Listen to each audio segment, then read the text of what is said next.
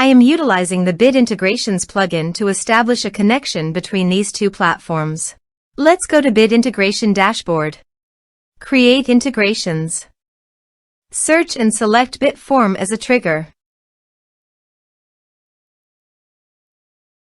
Select a form. Next. Now here search and select Propovoice CRM. Give a name.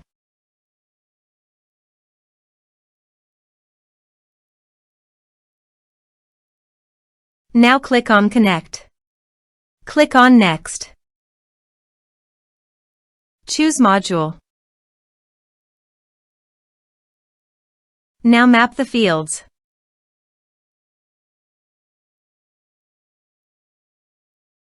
Here you can see Advance Action. You can use it as per your requirement. Click on Next. Integrations successfully done. Now please click on Finish and Save. Let's submit a form.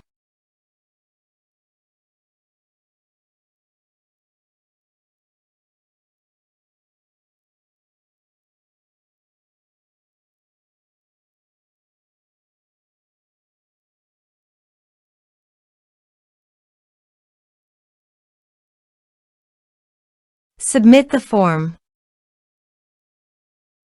Now go to Propovoice CRM dashboard.